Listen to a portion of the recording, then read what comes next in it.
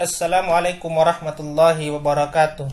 Alhamdulillahirrabbilalamin. Wassalatu wassalamu ala asrafil anbiya'i wa mursalin Sayyidina Muhammadin wa ala alihi wa ashabihi ajma'in. Pada kesempatan kali ini kembali berjumpa dengan saya Rusdianto dalam pembelajaran pendidikan agama Islam dengan mengangkat tema pengurusan jenazah sesama muslim.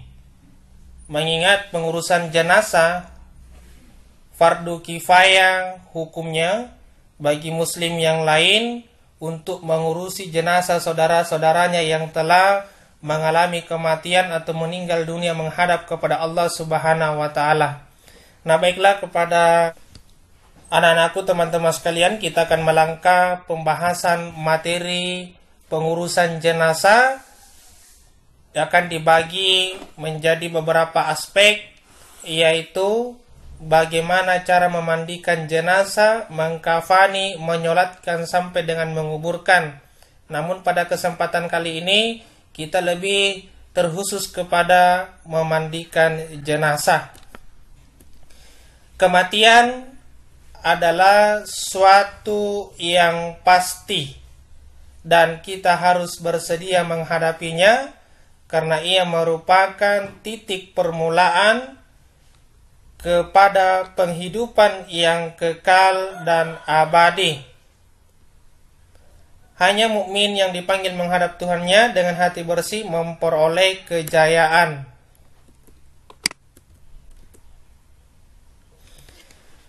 Menguruskan jenazah merupakan perkara yang tidak boleh kita elakkan begitu saja. Hukumnya fardu kifayah.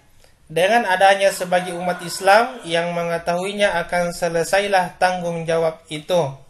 Jadi artinya menguruskan jenazah fardu kifayah ketika seorang muslim yang lainnya sudah mengurusi, maka muslim yang tidak sempat atau jauh daripada saudaranya yang telah meninggal dunia tidak sempat mengurusi, maka gugurlah kewajibannya diwakili daripada muslim yang lain.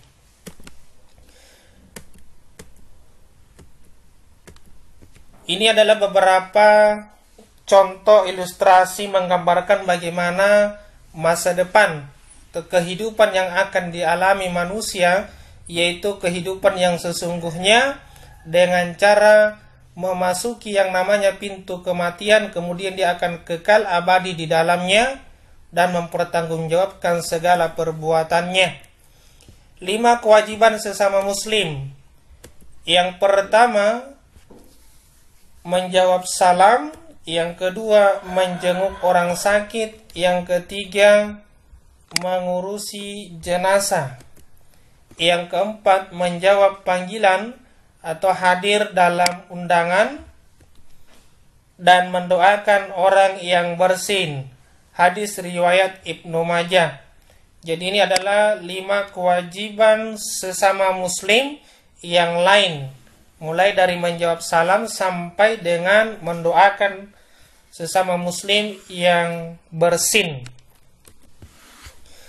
Tindakan awal ketika berlaku kematian kepada saudara muslim, yakni hendaklah kita mengucapkan innalillahi wa inna ilaihi raji'un.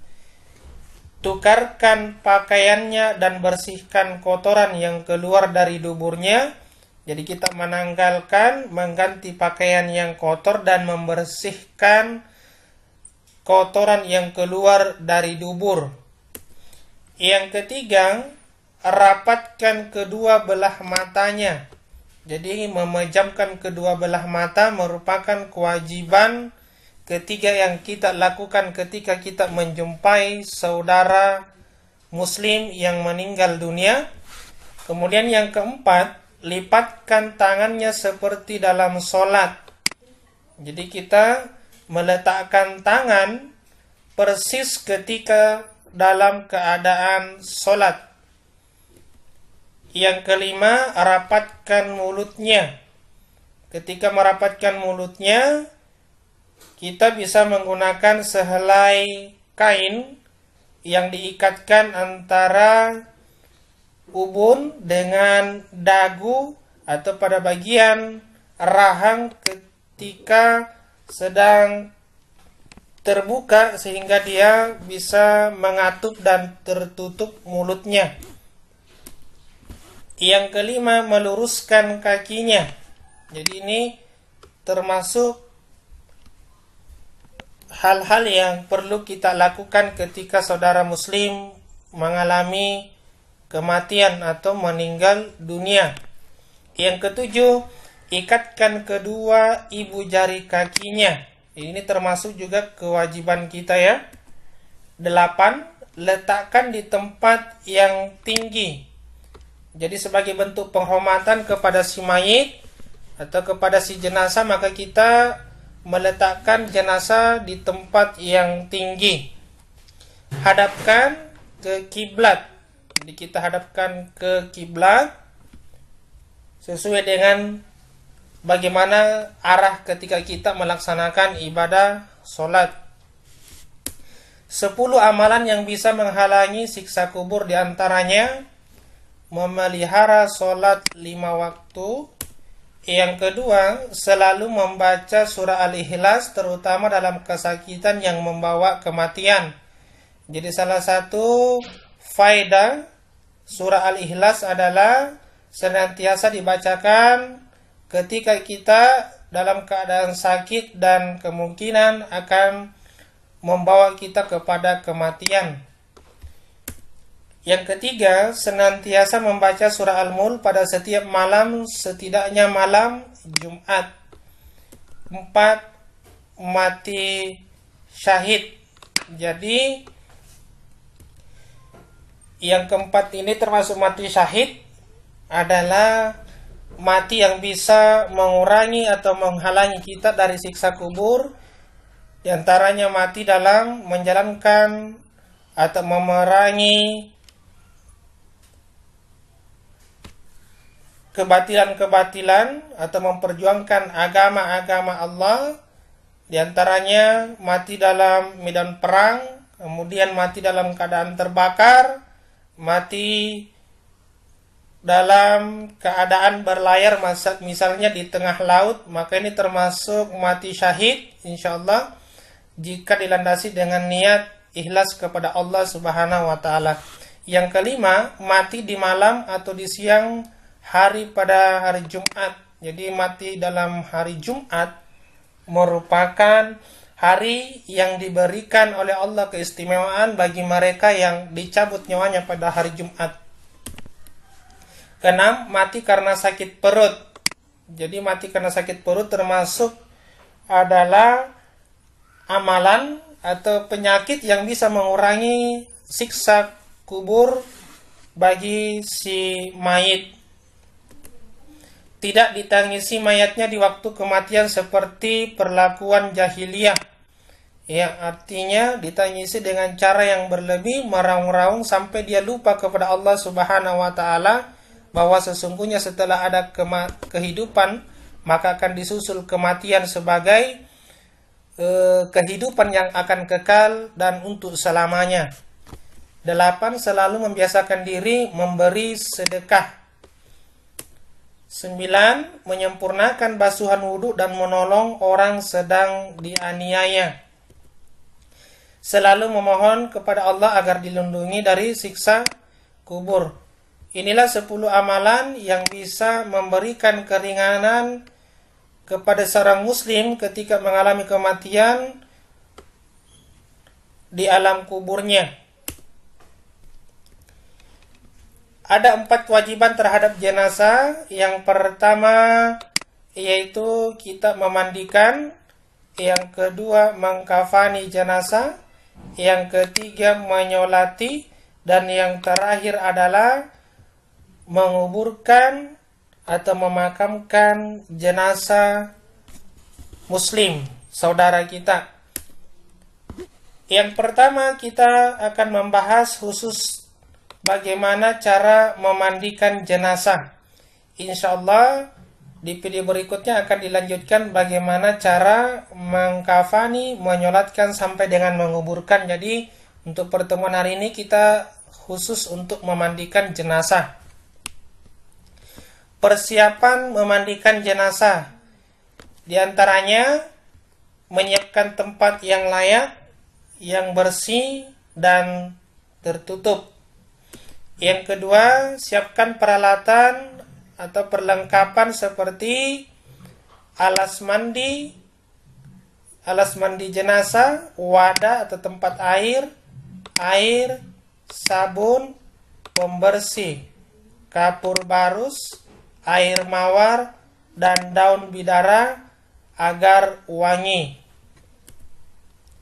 Yang ketiga, orang yang memandikan adalah muhrim. Misalnya seorang suami memandikan jenazah istri maupun sebaliknya.